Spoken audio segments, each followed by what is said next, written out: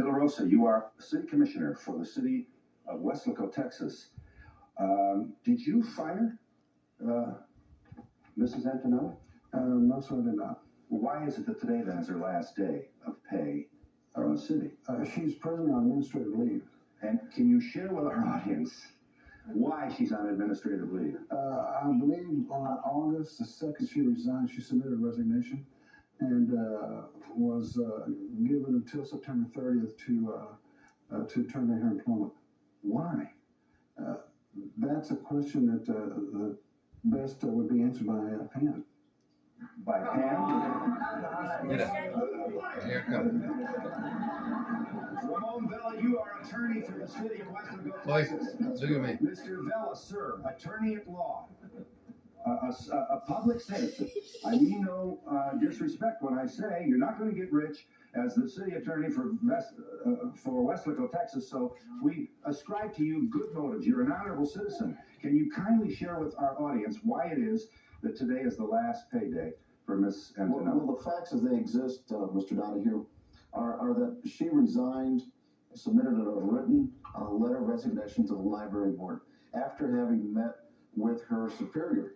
Now, the details of that meeting between her and her immediate supervisor are details that only she and he are privy to. Now, the situation does exist that the city commission never voted to fire her. They have no authority under our ordinances and charter. But she certainly was pressured. There's no doubt about that. That's a matter of whether or not she felt she was pressured to resign or felt she was being fired. And I agree with the commissioner. Only she could answer to that. Mrs. Antonelli, what would you say to him? Do I still have a job? I think right now, today is your last day, but that is a choice that Ms. Antonelli made, that she wished to resign.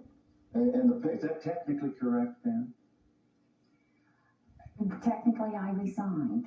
Like I said, I was told to resign, or in the morning I'd be fired. If she didn't resign in the morning, she'd be fired. Well, that is her impression, but the record should be made clear. The record should be made clear that the city commission never told her that. The city commission does not get involved in personnel matters. Here's what it looks like. That was a matter of Here's discussion. what it looks like, Mr. Vela. Somebody in authority went huff and puff and scared the life out of Pam Antonelli, a woman, a middle-class woman who has 3 children, 3 adult persons, and bills to pay, and also threatened the job status of the library board.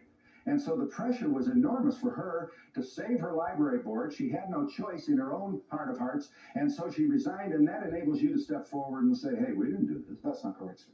We didn't do this. The reality of the situation is that in any organization, you have to follow rules, and you have to follow administrative. You have to follow administrative procedures. What rules in administrative procedures?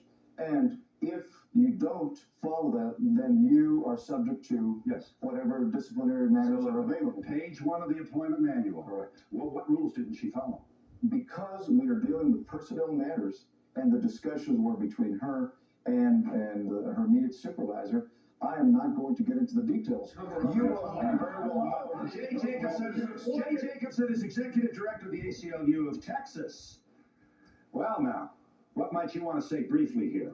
Actually, I'd like to sort of step back for 1 second and remind everybody that what we're dealing with is not just Mr. Stern's book or Pam Antonelli's job. We're dealing with something that is much more pervasive. In fact, it's a threat to liberty in this country as we know it, the cherished liberties that we have. There are groups of people, organizations, and individuals who are attempting to bring down a curtain of orthodoxy on the stage of life. And this is simply one part of that tapestry. In terms of this particular thing, libraries are a public resource, and everything it can go into a library. People have a right to go and see it and read it and understand it. And that is the great bulwark of our freedoms in this country. And what these people were attempting to do is tear down that bulwark to bring in their own narrow and myopic views.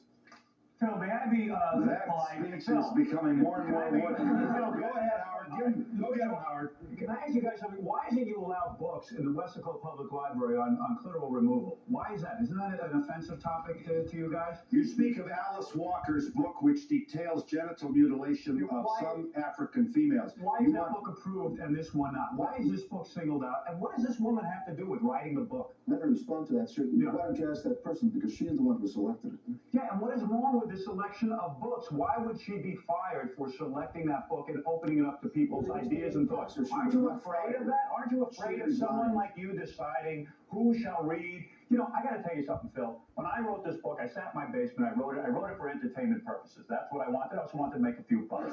I wanted to entertain an audience. And I got to tell you, some people have said my book is offensive, but there is nothing more offensive than what these two guys have just said to you.